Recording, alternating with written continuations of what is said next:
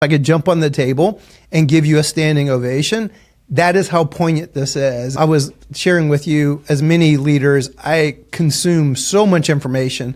So sometimes you're speed reading things, but I knew I had to come back and marinate in this. And I did that this morning.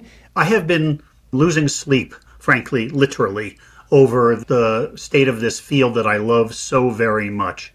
It's also, frankly, a bit of self-care, because if I didn't get this out, if I didn't express what I saw and the real potential to reclaim this field for those of us who practice within it, but ultimately, and far more importantly, for the patients and families we serve, I was going to have personal dis-ease.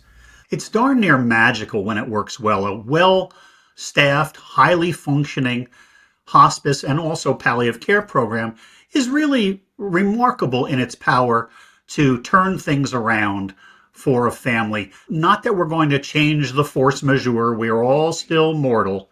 Distinguishes our field is that we do all of that, and then we listen and try to discern what would be left undone in this patient or family's life.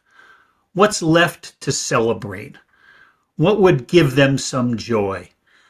I don't know of another specialty that does that. Human potential for well-being in the midst of the tragedy of life-limiting illness.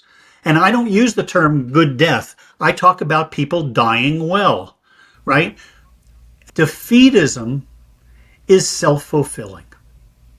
Cynicism is self-fulfilling. Our field is threatened, but as I've tried to outline, we still have levers to pull. And what we're seeing, the greed in some segments of our healthcare industries in general, but our hospice and palliative care, is reducing what is really magical and highly personal to being transactional.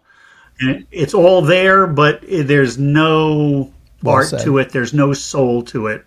I like basketball. I don't know if you know, like basketball. I love Steph Curry. I heard a podcast where he talked about the sixth man on the basketball court is the ball. And most people go, what the hell is he talking about?